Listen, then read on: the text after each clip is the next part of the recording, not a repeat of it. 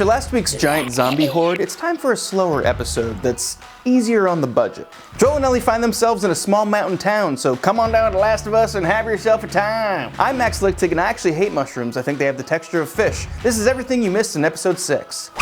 Joel and Ellie are more than happy to take in the hospitality of Tommy and Maria's little commune. And I'm sorry, Tommy, but if it walks like a commune and talks like a commune, you're a communist. I serve the Soviet Union. Anyway, while they're eating, their lack of table manners and acerbic personalities draw a little bit of attention. There's a young girl that sneaks a peek at the pair and then scampers off. While she may seem like a simple background character, fans of the game might see a bit of a familiarity with her. This is probably Dina and Ellie's future girlfriend, or OTP. That's one true pairing for anybody born before 1989. I'm so old.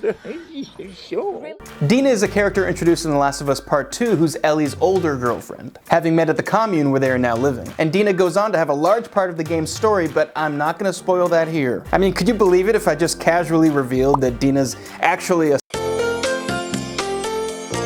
I would be a real jerk if I spoiled that. The character is listed as Staring Girl in the credits and is played by actress Paulina Van Cleef, though that casting may change by the time Dina has a larger part in the series. Still, it could be a fun foreshadowing of something that could be the light in Ellie's darkness, which is better than her constant talk this episode about how sure she is she'll cure humanity. Oh sweetie, no. Speaking of OTPs, Screen Rant is your one true pairing for all the latest breakdowns and coverage of the latest films and TV series. So hit that subscribe button and click the bell to stay up to date on all the best new videos. Come on! The Last of Us' strange and amazing dedication to making sure the wardrobe stays super accurate continues through this episode with Ellie's new sweater. The young girl receives a fresh set of clothes after months of wearing the same jeans traveling through 5 different states. Maria was right to burn them. The striped hoodie she receives from her host is an exact recreation of the one she wears through the fall segment of the game. It's super purple. The show got to have its cake and eat it too on the time jump. The original video game had the same dramatic ending for Henry and Sam, with the little brother's self-dispatching coming just as suddenly and violently. The difference is, as soon as he pulls the trigger, the game jumps hard to a title card revealing a time jump. This wasn't the case last episode, however, as we got a new scene where Joel buries the pair of fallen comrades, and Ellie's heart hardens just a little more. We get a bit of a do-over though, as this week we see the scene again, only now we get the cut to black time jump of the game. One change is the 3 months later card. Something the show has not retained from the game is its seasonal motif, with the 4 chapters marked summer, fall, winter, spring. Probably because if Ellie had to bear the winds of winter while waiting for a dream of spring, Season 2 would take 6 years to make and Season 3 would never be written. Yeah, I'm calling you out, George R.R. Martin. Where are my books? Remember back in episode 3 when Ellie mentioned she heard the virus started from a monkey bite and we all laughed? Well, it turns out we owe her a little bit of an apology because Ellie was kind of right, sort of. Near the end of the episode, Joel and Ellie make it to the Colorado University and find that the home of the Big Horns has been taken over by a gang of poo-flinging monkeys. It's just what Fox News has been warning about. I just hope none of the monkeys are woke. That'd be terrible. The surplus simians are actually expanded on far more during this section of the game. During the level, the player learns about the abandoned Firefly research facility. Set up in the makeshift lab of the university, the scientists there were experimenting on the monkeys, as scientists like to do. It's common knowledge that monkeys are never safe from science. In a few audio log recordings, we learn that one unlucky lab tech was left behind after the Fireflies evacuated. He was tasked with destroying the lab animals, but his care for the monkeys led him to free them instead. He was rewarded for his trouble by a bite on the hand and a brand new cordyceps infection. The whole university and lab section of the game lasts far longer than depicted in the show, which actually brings me to the biggest problem about this episode. It was too fast-paced. Okay, I know it's a bold statement to say that an hour of television that was 90% talking and 8% horseback riding was too fast-paced, but let me defend my position. Episode 6 covers the entire fall section of the video game. While the big beats are the same, there's a lot that this episode left out. While Joel and Ellie find Tommy's settlement, their stay is far less relaxing. Joel is forced to defend the encampment from raiders who keep storming the restored electric dam and township. There's also a large portion cut out where Ellie runs away. While the bedroom conversation remains almost exact, it's Ellie's response to it that is vastly different.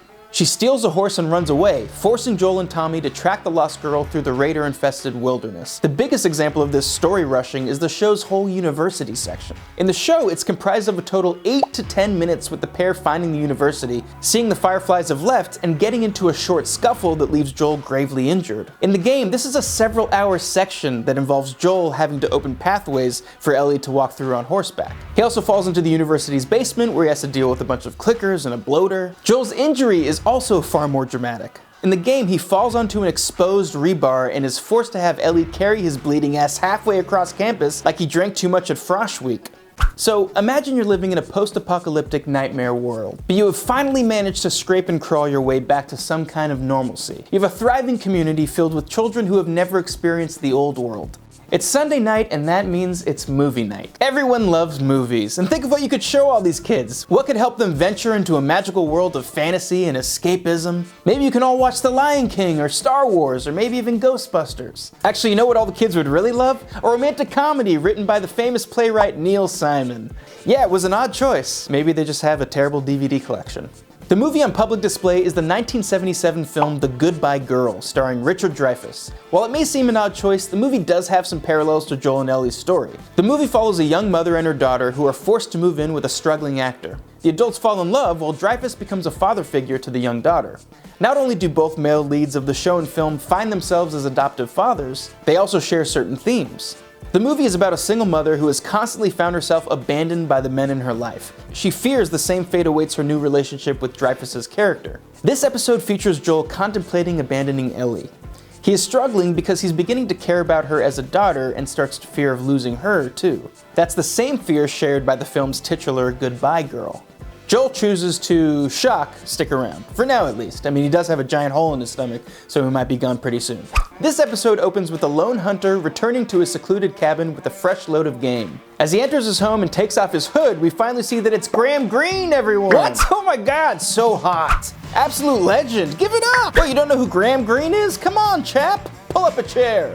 Let me devote too much time gushing about this Canadian acting legend. Greene has a long career stretching back over 40 years. He's best known for pioneering roles as Native Americans in Dances with Wolves, Thunderheart, and The Red Green Show. Graham has been a staple of the that guy acting roles for over 40 years, and it's great to see him in a premium show where he's still stealing scenes. And I'm being informed that that's all the time Screen Rant will allow for the unnecessary Greene appreciation, so we gotta move on. The newest episode of The Last of Us may feel like it's rushing things along, even though most of its runtime is basically characters talking at each other. We do get an emotional reunion, complete with Tommy's questionable choice of facial hair, but we are also robbed of one of the creepiest settings in the abandoned university. It's a real shame, but I guess they only have room for one bloater this season, at least so far. I get it though, they are very bloated. Until next week, where maybe cannibals? See you then.